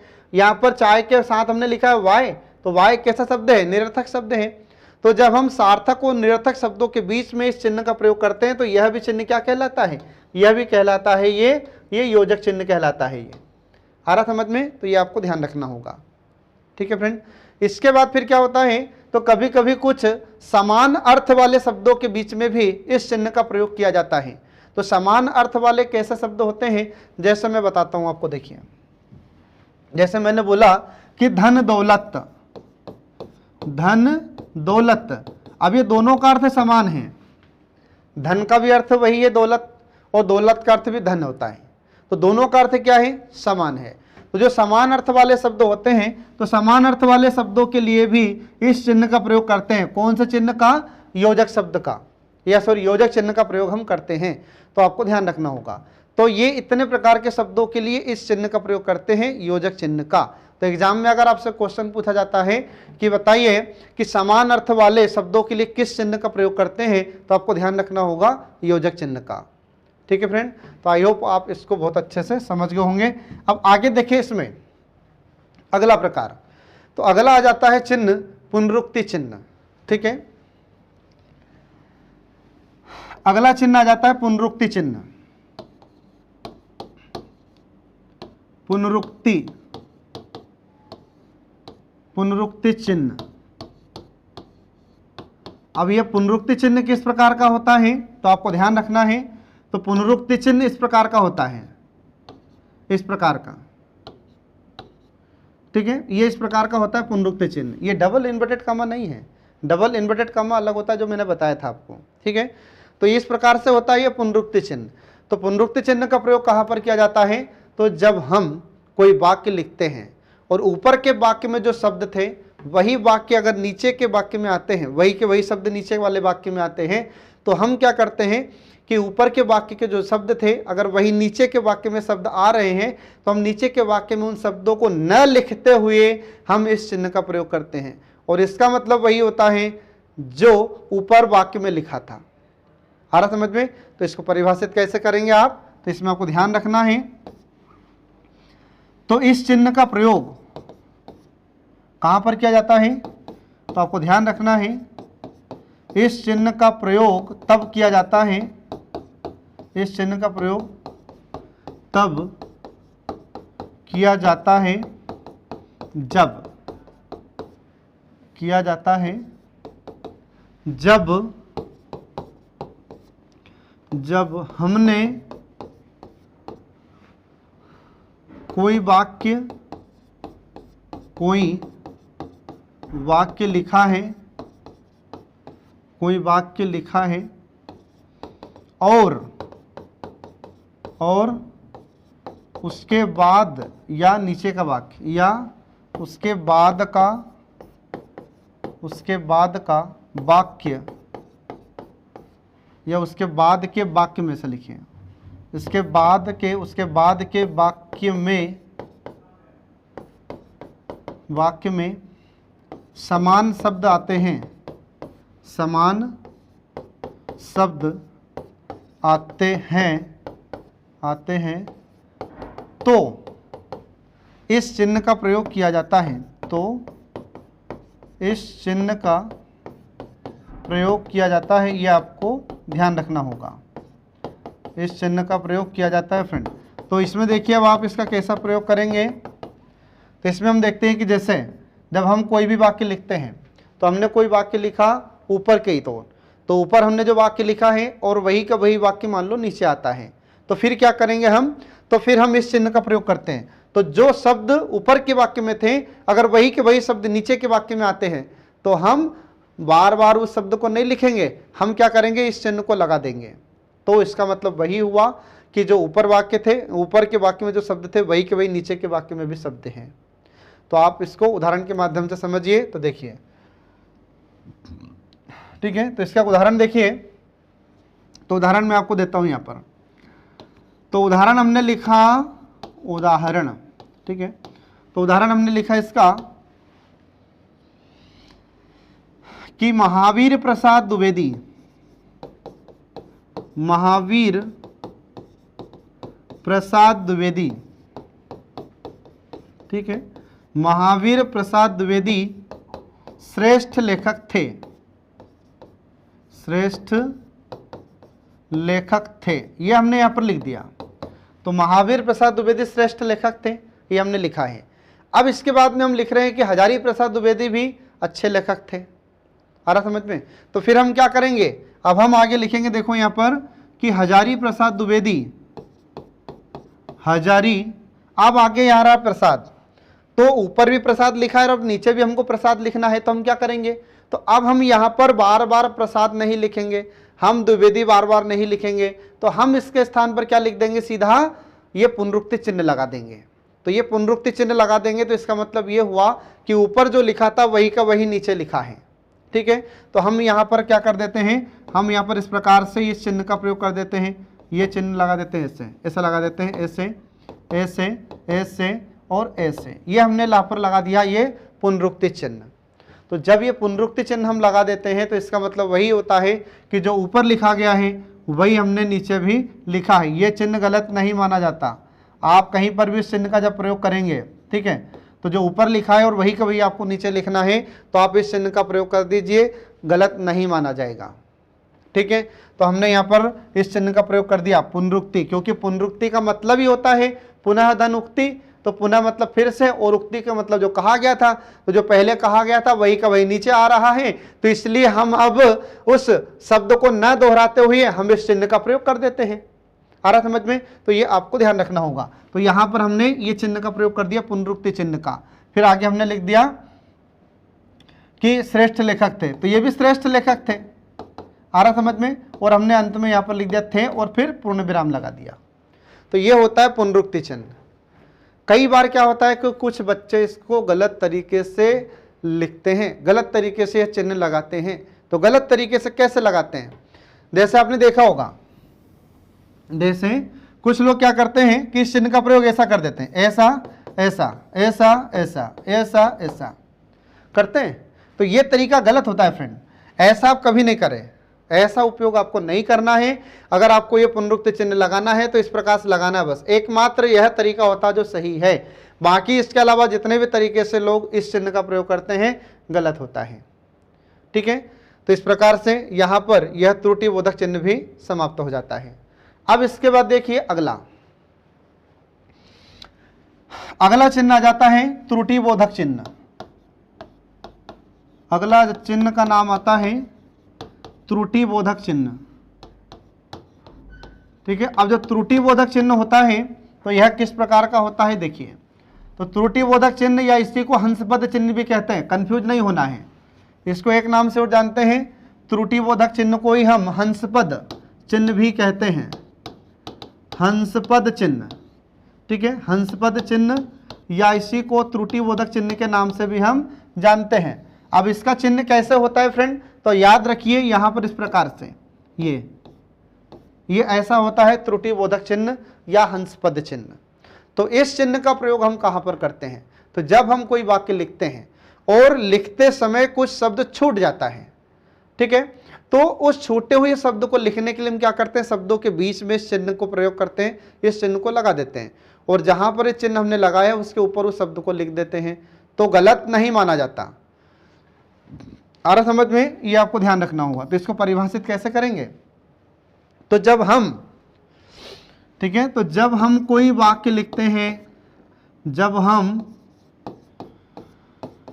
वाक्य लिखते हैं, जब हम कोई वाक्य लिखते हैं और लिखते समय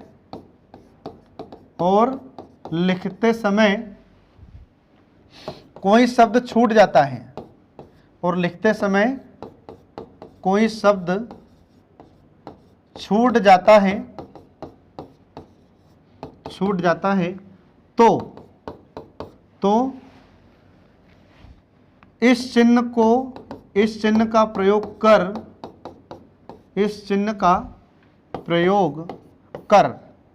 शब्द को ऊपर लिख दिया जाता है,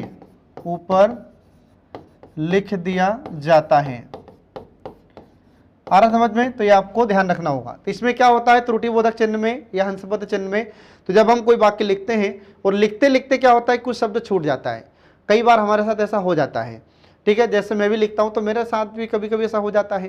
तो फिर आपने देखा होगा कि मैं क्या करता हूँ, तो जो शब्द छूटा हुआ है मैं उसके नीचे, मतलब जहाँ पर मुझे लिखना है वह शब्द को, तो मैं नीचे इस चिन्ह का प्रयोग कर देता हूँ और इस चिन्ह के ऊपर मैं वह शब्द लिख देता हूँ। तो यह गलत नहीं होता, यह सही तरीका है, ठीक है। तो अब देखिए इसका उदाहरण मैं आपको बताता हूं। अब इसका उदाहरण देखिए तो आपको जल्दी समझ में आ जाएगा। जैसा उदाहरण मैंने लिखा यहां पर, ठीक है, उदाहरण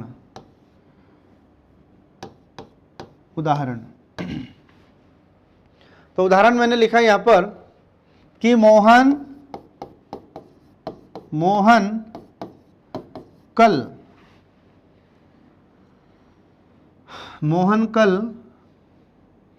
जाएगा, ठीक है। तो मोहन कल जाएगा, तो कहाँ जाएगा, आपको कहीं जाने वाला था, ठीक है।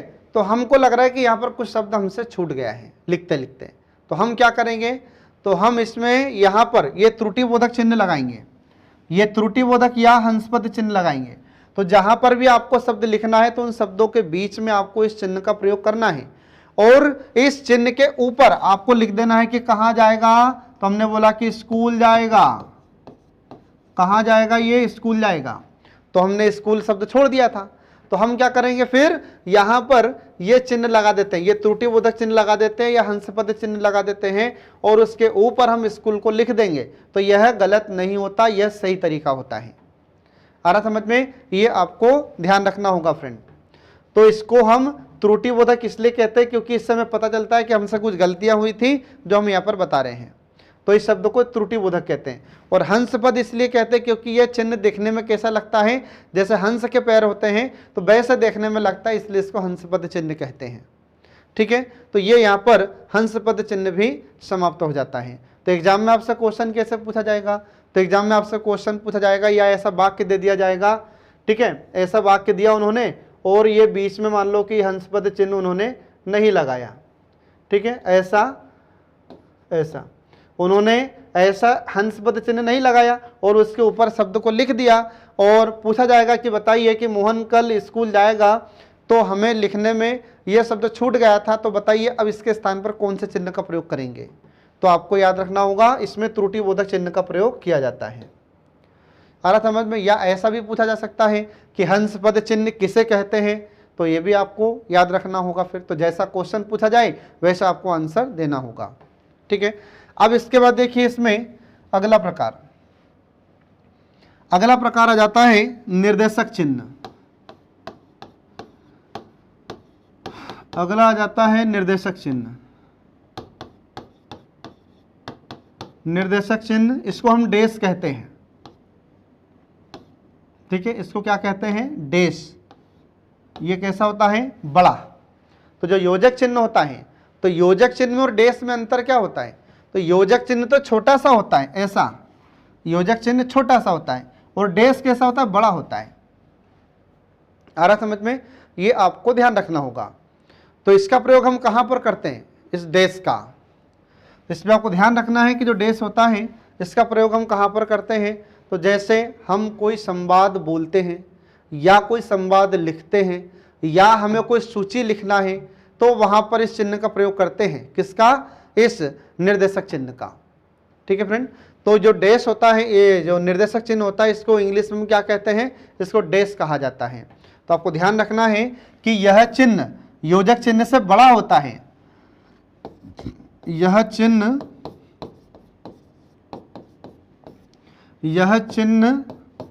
योजक चिन्ह से, यह चिन्ह योजक चिन्ह से बड़ा होता है। आ रहा समझ में? पहला पॉइंट आपको ध्यान रखना होगा। तो योजक चिन्ह तो छोटा सा होता है और ये डैश मतलब निर्देशक चिन्ह बड़ा होता है। तो इसका उपयोग हम कहाँ पर करते हैं? इसका प्रयोग कहाँ पर करते हैं? तो आपको ध्यान रखना होगा कि इस चिन्ह का प्रयोग, इस चिन्ह का प्रयोग कहाँ पर करते हैं? तो इस चिन्ह का प्रयोग ध्यान रखेंगे आप कि संवाद को बोलते या लिखते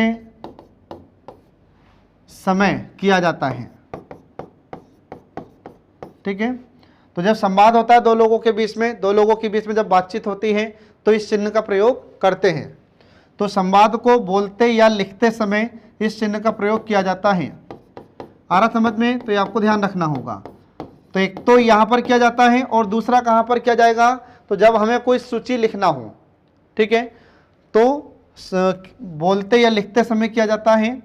और या तथा नामों की सूची लिखना हो, नामों की सूची लिखना हो, तब इस चिन्ह का प्रयोग किया जाता है। ठीक है, तब इस चिन्ह का प्रयोग किया जाता है। तो ये आपको ध्यान रखना होगा फ्रेंड। आ गया समझ में सबको? तो अब ये मैं आपको बताता हूँ। देखो, तो कई बार क्या होता है कि जब दो लोगों के बीच में संवाद होता है, तो दो लोगों के बीच में जब संवाद होगा तब इस चिन्ह का प्रयोग हम करेंगे। तो या तो हम संवाद को बोलते हैं मतलब बातचीत करते हैं, या फिर हम लिखते हैं, तब इस चिन्ह का प्रयोग हम करते हैं। जैसे दो लोगों के बीच में बात हो रही, मान लो मोहन और सोहन के बारे में। तो मोहन और सोहन के बीच में जब बात होती है तो मोहन पूछ रहा है सोहन से कि मोहन कह रहा है कि आप क्या करते हैं? तो सोहन कहता है कि मैं व्यवसाय करता हूँ या मैं पढ़ाई करता हूँ। आ रहा समझ में? जब ऐसा संवाद होगा तो वहाँ पर इस चिन्ह का प्रयोग किया जाता है। फिर इसके बाद और कहाँ पर इस चिन्ह का प्रयोग किया जाता है? तो जब हम कुछ सूची को लिखना चाहते हैं तो हम लिखते हैं कि जैसे सफल विद्यार्थियों की सूची निम्नलिखित है। जब निम्नलिखित है तो वहाँ पर हम लिखेंगे इस चिन्ह का हम प्रयोग करते हैं। फिर आ रहा समझ में? तो इसको उदाहरण के माध्यम से आप समझिए कैसे। तो जब दो लोगों के बीच में संवाद होता है, ठीक है, तो संवाद के लिए हम इस चिन्ह का प्रयोग करते हैं, निर्देशक चिन्ह का। ठीक है, संवाद के लिए। तो संवाद के लिए इस चिन्ह का प्रयोग हम कैसे करेंगे? तो संवाद का मतलब क्या होता है? जब बातचीत होती है दो लोगों के बीच में। तो जैसे मोहन ने पूछा, मोहन ने कहा कि मोहन तुम कहाँ रहते हो? अब कहाँ रहते हो? तो यहाँ पर ये प्रश्नवाचक भी आ गया। ठीक है, तो हमने यहाँ पर लगा दिया प्रश्नवाचक चिन्ह। अब यहाँ पर हमने जो दोनों के बीच में जो बातचीत हो रही है, तो दोनों की बातचीत जब होती है, संवाद होता है, तो यहाँ पर हमने ये जो चिन्ह लगाया है, यह कौन सा चिन्ह है? यह है निर्देशक चिन्ह। ठीक है, तो सोहन ने कहा फिर, ठीक है, तो मोहन ने सोहन से कहा कि तुम कहाँ रहते हो? तो सोहन ने कहा कि मैं दिल्ली रहता हूं, मैं दिल्ली रहता हूं। ठीक है, तो यहां पर अब मैं दिल्ली रहता हूं, तो इसमें अब ये दोनों के बीच में बातचीत हो रही है। तो ये जो बातचीत जब होगी तो ये जो संवाद होता है इनके बीच में, तो यहां पर ये इस चिन्ह का प्रयोग किया जाता है, निर्देशक चिन्ह का। ये आपको ध्यान रखना होगा। ठीक है फ्रेंड, तो इस प्रकार से आपसे क्वेश्चन पूछे जाएंगे कि बताइए जब दो लोगों के बीच में संवाद होता है तो वहां पर किस चिन्ह का प्रयोग करते हैं। तो वहां पर हम इस चिन्ह का प्रयोग करते हैं, जो आपको ध्यान रखना होगा। अब दूसरा, जब हम कोई सूची, ठीक है, जब हम कोई सूची लिखना चाहते हैं, सूची प्रदर्शित करना चाहते हैं, तो वहां पर इस चिन्ह का प्रयोग किया जाता है। तो देखिए इसमें सूची के लिए, तो अभी हमने बताया था संवाद के लिए इसका प्रयोग करते हैं। अब सूची के लिए इसका प्रयोग कैसे करेंगे, तो देखिए सूची के लिए, ठीक है, तो सूची के लिए इस चिन्ह का प्रयोग हम कैसे करेंगे। तो हमने लिखा यहां पर कि सफल विद्यार्थियों, सफल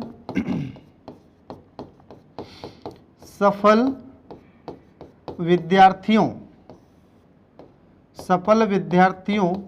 की सूची निम्नलिखित है। ठीक है, निम्नलिखित है। तो सफल विद्यार्थियों की सूची निम्नलिखित है। अब है जब हम लिख रहे हैं निम्नलिखित है, तो फिर हम क्या करेंगे, यहां पर ये डैश लगा देंगे। तो ये कौन सा चिन्ह हुआ, ये होता है निर्देशक चिन्ह या डैश। तो एग्जाम में आपसे क्वेश्चन ऐसे पूछे जाएंगे, ऐसा वाक्य दे दिया जाएगा, उसमें आपसे कहा जाएगा कि सफल विद्यार्थियों की सूची निम्नलिखित है। अब बताइए इसमें किस प्रकार के चिन्ह का प्रयोग किया जाएगा। तो जब तक हम इसको पढ़ेंगे नहीं तब तक हमें क्लियर नहीं होगा। है तो सब सरल, लेकिन जब हम नहीं पढ़ेंगे तो सरल भी हमें कठिन लगता है। तो इसलिए आपको एक बार इससे पढ़ना बहुत जरूरी होता है। आ रहा समझ में फ्रेंड, तो ये आपको ध्यान रखना होगा। अब इसके बाद फिर अंतिम देखिए इसमें एक चिन्ह, विवरण चिन्ह। विवरण चिन्ह, अब ये विवरण चिन्ह किस प्रकार का होता है, तो आपको ध्यान रखना है। विवरण चिन्ह तो ये इस प्रकार का होता है, कैसे, दो बिंदु मतलब विसर्ग लगा रहता है और उसमें एक ये डैश लगी रहती है, तो इसको हम कहते हैं विवरण चिन्ह। तो विवरण चिन्ह क्या होता है, तो जब हम कोई भी विवरण प्रस्तुत करते हैं तो विवरण को प्रस्तुत करने के लिए इस चिन्ह का प्रयोग किया जाता है। आ रहा समझ में। तो देखिए यहाँ पर इसको परिभाषित कैसे करेंगे आप, तो विवरण प्रस्तुत करने के लिए, विवरण प्रस्तुत करने के लिए इस चिन्ह का प्रयोग किया जाता है। करने के लिए इस चिन्ह का प्रयोग किया जाता है। यह आपको ध्यान रखना होगा। आ रहा समझ में सबको। अब देखो इसमें इसका हम कैसे प्रयोग करते हैं। तो हमने बोला कि जैसे हम बोलते हैं कभी कभी अर्थ लिखते हैं, अर्थ, तो हमने कहा कि इसका अर्थ क्या है, तो हमने बोला कि इसका अर्थ ये है। तो अर्थ लगाकर फिर हम ये विवरण आगे देना चाहते हैं। फिर हमने बोला कि संज्ञा के प्रकार, सर्वनाम के प्रकार, विशेषण के प्रकार। आ रहा समझ में। तो हमने लिखा फिर संज्ञा के प्रकार। अब हम आगे इसके आगे विवरण देना चाहते हैं, संज्ञा के प्रकार, और उसके बाद फिर क्या करते हैं हम, ऐसा ये विवरण चिन्ह लगा देते हैं। फिर हम आगे ऐसे लिख देते हैं कि सर्वनाम के प्रकार, सर्वनाम के प्रकार लिख देते हैं ऐसा। तो संज्ञा के प्रकार, सर्वनाम के प्रकार, या कुछ भी आप विवरण प्रस्तुत करना चाहते हैं, तो जब भी हम कोई विवरण देना चाहते हैं तो उसके लिए इस चिन्ह का प्रयोग हम करते हैं। तो ये आपको ध्यान रखना होगा फ्रेंड। तो एग्जाम में आपसे क्वेश्चन पूछा जाएगा, जैसे उन्होंने पूछ लिया कि बताइए ये जो चिन्ह है, ऐसा भी पूछ लेते हैं कभी कभी सीधा, ये ऐसा उन्होंने चिन्ह लगा दिया ऐसा, और पूछा जाएगा कि बताइए ये कौन सा चिन्ह है। तो अब आपको जब तक पता नहीं है तब तक हम कैसे बताएंगे। ठीक है, फिर यह पूछा जा सकता है कि विवरण चिन्ह का प्रयोग कहां पर करते हैं, ऐसा भी आपसे पूछा जा सकता है। या फिर एक वाक्य लिख दिया जाएगा, या यहां पर ऐसे लिख दिया जाएगा कि संज्ञा के प्रकार, और यहां पर उन्होंने लिख दिया कि बताइए इसमें किस चिन्ह का प्रयोग किया गया है। ठीक है, तो इतने प्रकार से इसमें क्वेश्चन आपसे पूछे जा सकते हैं फ्रेंड। ठीक है, तो इस प्रकार से हम देखते हैं कि यहाँ पर जो इम्पोर्टेंट या जो महत्वपूर्ण विराम चिन्ह थे जो एग्जाम की दृष्टि से महत्वपूर्ण है और जो एग्जाम में पूछे गए हैं और आगे आने वाली परीक्षाओं में, आगामी परीक्षाओं में आपसे पूछे जा सकते हैं, उन चिन्ह को मैंने यहाँ पर आपको समझाया है। ठीक है फ्रेंड, तो इसी के साथ आज का हमारा सेशन समाप्त होता है। नेक्स्ट वीडियो आपके लिए जल्दी ही लेकर प्रस्तुत होंगे, तब तक के लिए नमस्कार।